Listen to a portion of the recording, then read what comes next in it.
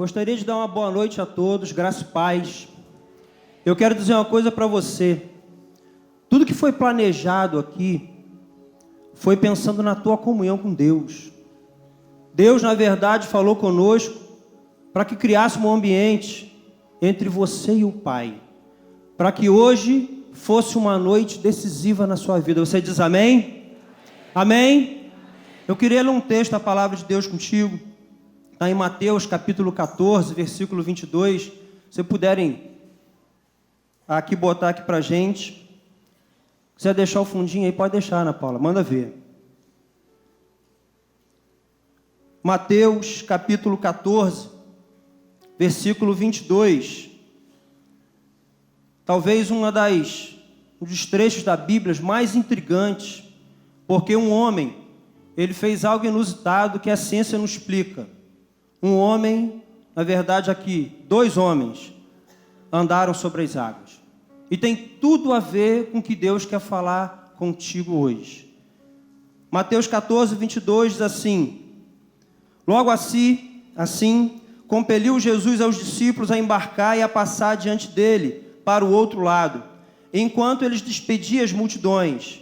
E, despedidas as multidões, subiu ao monte a fim de orar sozinho. E caindo a tarde, lá estava ele só. Entretanto, o barco já estava longe, a muitos estádios da terra, açoitado pelas ondas, porque o vento era contrário. Diga-se de passagem, uma excelente oportunidade a gente ver Jesus, quando os ventos são contrários. Seguindo no texto, na quarta vigília da noite, foi Jesus ter com eles, andando sobre o mar. E os discípulos, ao verem-o andando sobre as águas, ficaram aterrados e exclamaram: é um fantasma. Seguindo no texto, ele diz assim: e tomados de medo, gritaram. Mas Jesus imediatamente lhes disse: tende bom ânimo, sou eu, não temais. Respondendo-lhes Pedro, disse: se és tu, Senhor, manda-me ter contigo por sobre as águas. E aí é onde eu quero enfatizar hoje aqui, exatamente nessa parte do texto.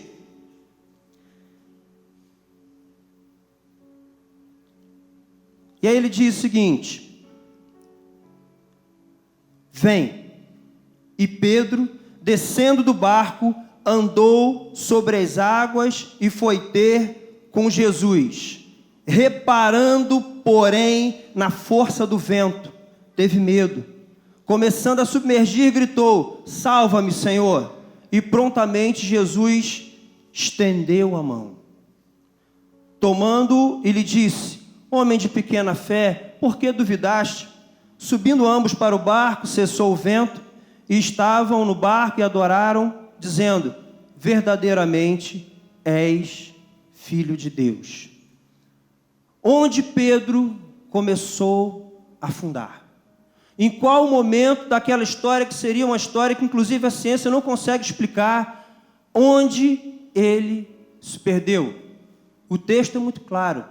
Ele estava caminhando sobre as águas e os olhos deles estavam fitos em quem? Em quem?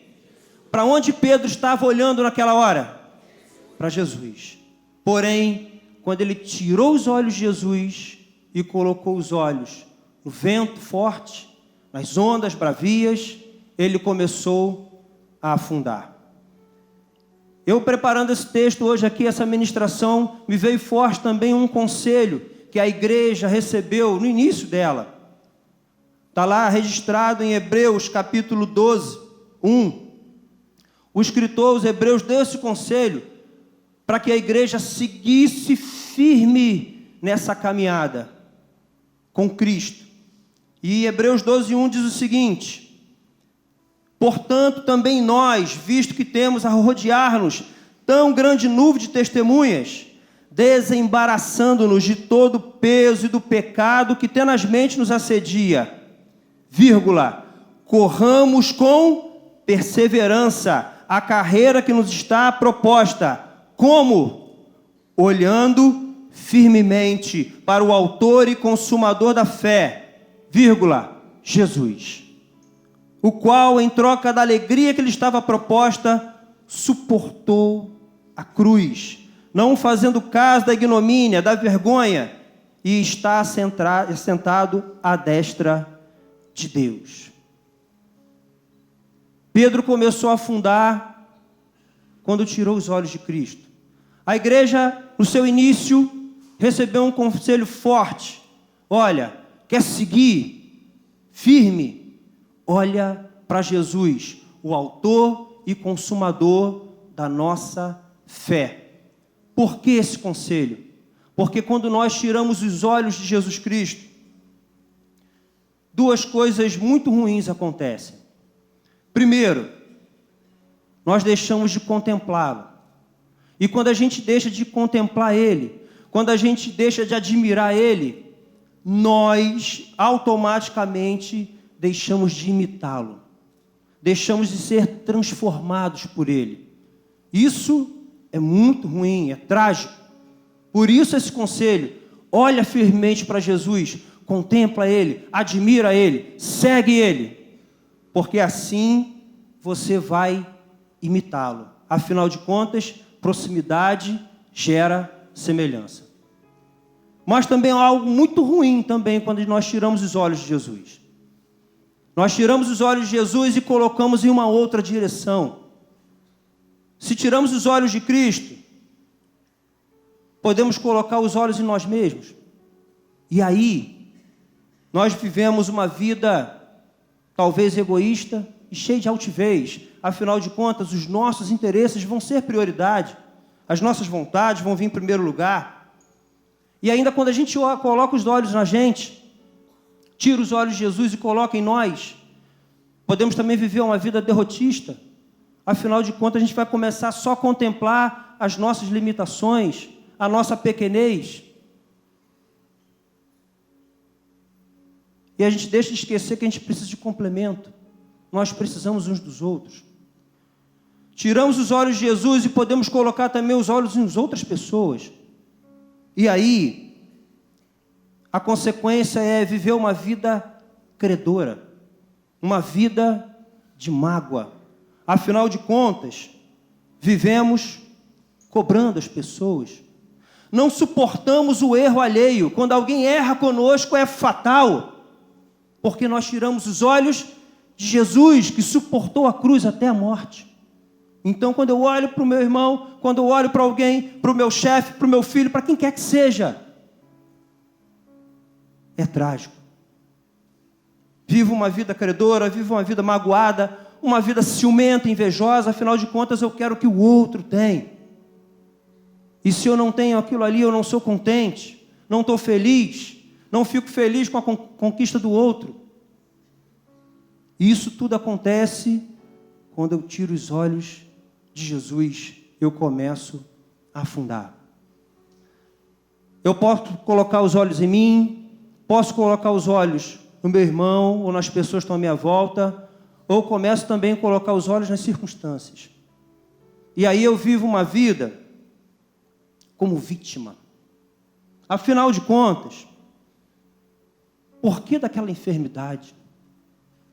Logo agora esse desemprego, Deus não me ama, não é possível. Agora que eu estava caminhando, aquela pessoa que eu mais esperava me deu uma palavra contra a minha vontade. E aí eu começo a olhar para as circunstâncias. E aí, queridos, é trágico isso.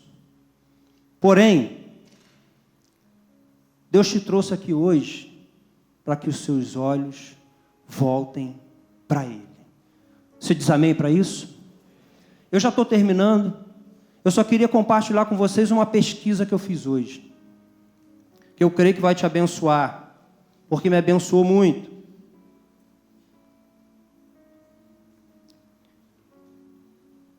Eu já sabia dessa peça aqui, desse teatro. Sabia dos quadros que iriam ser retratados aqui. Mas eu sei que o testemunho, ele também é muito forte. Eu fui atrás de 4 pessoas assim do meu vínculo de relacionamento, pessoas que eu conheço, e que foram assim, me respondendo algumas coisas que eu quero transmitir para vocês aqui, que pode ser que você se enquadre hoje de uma forma excelente e algo seja destravado na tua vida. Eu fiz 2 perguntas para essas pessoas. Foram 4 pessoas. E eu fiz 2 perguntas para cada uma delas. A primeira pergunta foi o seguinte: no seu tempo de maior crise, quando você estava afastado, todas elas tiveram esse momento em comum, ausentes, como aquele filho que se foi, como aquela pessoa que se afastou. E eu falei assim: no seu tempo de maior crise, qual foi o seu maior obstáculo? Qual era o fantasma da história? Aí eu perguntei a alguém que tinha desertado da fé, da sua vocação. Sabe o que essa pessoa me respondeu? Ela falou assim: primo, a coisa começou pela injustiça. Eu comecei a me sentir injustiçado, achando que tudo aquilo que eu fiz um dia para o Senhor de nada valeu. Mentira. Aí depois veio um quadro de solidão, me sentindo abandonado. Mas a pior coisa para mim, o meu maior fantasma foi: eu comecei a me tornar indiferente com as pessoas que podiam me ajudar. Eu comecei a protestar com essas pessoas. Você imagina Pedro fazendo isso, afundando e simplesmente, estou afundando aqui para ver se ele se toca, para ver se ele se move. Esse foi o desertor. Mas eu também perguntei a uma pessoa que viveu uma obstinação na vida dele, por conta de um relacionamento que ele não queria que fosse do jeito dele. E ele se foi, casou lá fora, hoje ele voltou, um irmão muito amado, meu amigo inclusive. Mas nesse tempo aqui eu perguntei: qual foi o seu maior fantasma? Porque Jesus sempre estava vindo em direção a ele. Ele me respondeu o seguinte: primo, foi o meu orgulho. Afinal de contas eu estava obstinado, mas era muito difícil para mim reconhecer que eu estava errado. Esse era o fantasma dele. Isso fazia ele distante de Cristo. Aí eu perguntei também a uma pessoa que veio de uma família carente, humilde, teve um quadro sério de drogadição, mas de repente se converteu, começou a caminhar com o Senhor. Deus abençoou ele com um trabalho muito legal. E ele começou, inclusive, a ter uma boa renda financeira. E no auge da sua ganho financeiro, ele começou a se ensoberbecer. Ele achou que ele era autossuficiente. E ele já desconsiderava os conselhos da igreja, os convívios da igreja. Afinal de contas, o que eu tenho me basta. O meu salário me basta. Tudo que está na minha volta já está bom. Para que eu reunir? Para que isso? E eu perguntei também a uma pessoa que estava amargurada. Essa história é muito interessante. Talvez um dia a gente possa, nos bastidores, aí, conversar com quem tiver interesse. Mas uma pessoa do meu convívio, ela estava amargurada. E ela disse que o maior fantasma, inicialmente, foi porque algumas pessoas erraram com ela, e uma delas foi eu. Eu errei com essa irmã. E aí, aquilo feriu muito ela.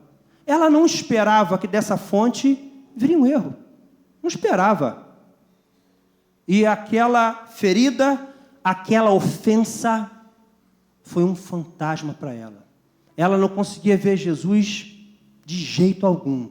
Só via o fantasma. Parafraseando lá com o texto de Mateus 14. Mas eu também fiz uma pergunta a essas pessoas. E aí eu quero focar nisso aqui. Que isso vai gerar esperança no teu coração. Amém? Amém? Eu perguntei assim a eles: o que foi fundamental para você voltar para o Pai? Quando é que você deixou de ver fantasma e começou a ver Jesus nessa história?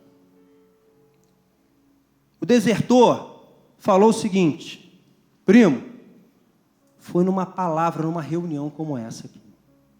Porém, ele estava num retiro, mas foi exposto à palavra de Deus. E essa palavra teve um efeito no coração dele que trouxe esperança. Aquele que perdeu a essência, aquele que deixou de caminhar, o que veio sobre ele foi esperança. Eu quero profetizar sobre a tua vida. Se esse é o teu quadro hoje, a esperança de Deus vai te inundar em nome de Jesus. Você não vai sair daqui da mesma forma que você entrou.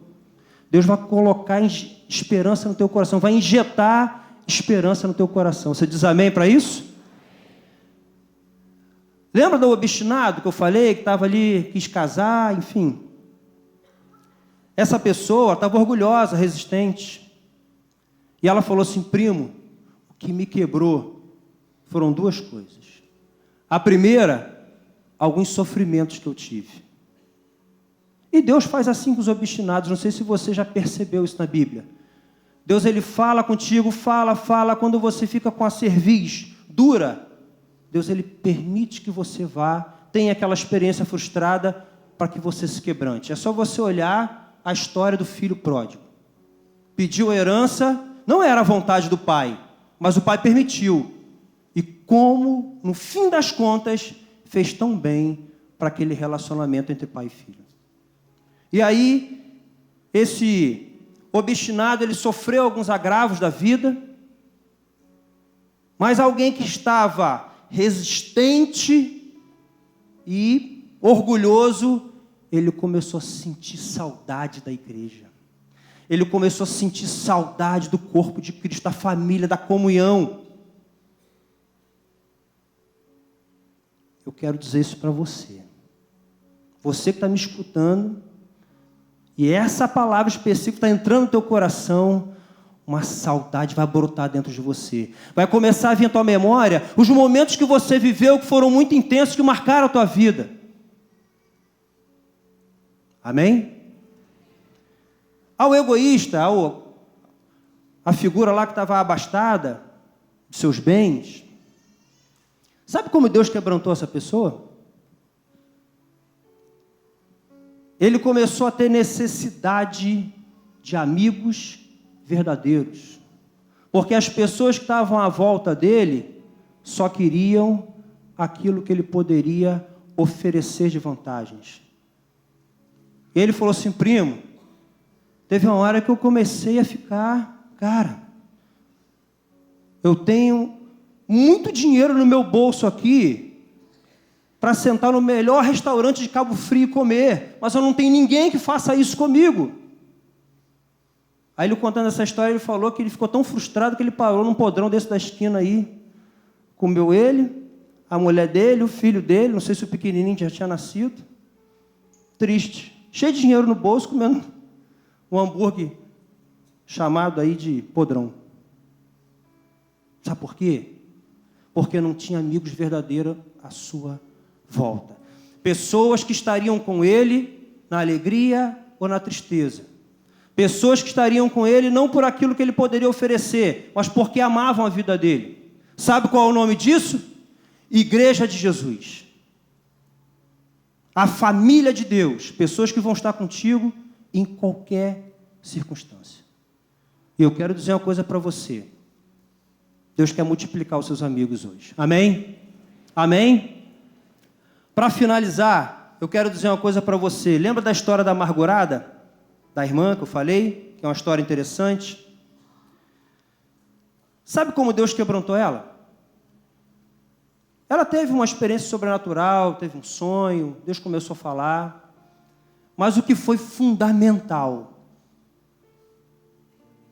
foi uma pessoa que chegou a ela e falou assim: fulana, deixa eu ouvir a tua versão da história. Eu quero te ouvir. Alguém chegou para essa menina sem preconceito, sem ver nela o estigma de alguém que estava contundente nas suas opiniões. Alguém simplesmente foi lá e falou assim: eu te amo e quero te ouvir. Conta a tua história. Aquilo ali quebrantou ela. Afinal de contas, a grande resistência dela é o seguinte: erraram comigo. Bom, não precisa nem dizer o fruto dessa conversa que teve, né? Tanto que eu fui lá restaurar com ela. E nesse dia que eu fui lá restaurar com ela, foi muito interessante. Porque eu falei assim: fulana, realmente, eu preciso te pedir perdão. Eu fui omisso quando você se levantou, quando você se insurgiu. Eu fui omisso. Deveria ser firme contigo. Me perdoa? Está perdoado. Agora eu estou arrependido. Inclusive o que eu vejo é isso. E toda aquela capa de dureza, de testa, se tornou uma ovelha mansa e humilde. Um toque de Deus transforma a gente. Você crê nisso? E eu quero dizer uma coisa para você. Se você está amargurado hoje, isso foi retratado aqui, isso está na tua mente, está corroendo o teu interior. Considere a possibilidade desse fantasma ser apenas uma distorção de um sentimento que você está vivendo. Não necessariamente o que aconteceu com você, erraram com você. Mas se aconteceu, quem que vai afundar na história aí?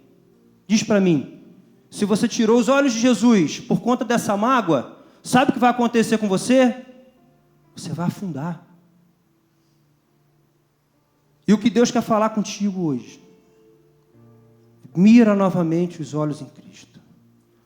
Olha para Ele, autor e consumador da nossa... Autor e consumador da nossa... Esse é Jesus maravilhoso, que inclusive está aqui hoje. Foi Ele que te trouxe aqui. Foi Ele que usou uma pessoa para te convidar. Foi Ele que liberou você para estar aqui hoje. Jesus Cristo, Ele te ama muito. Amém? E eu quero finalizar pedindo para que você fique de pé. Eu quero orar contigo.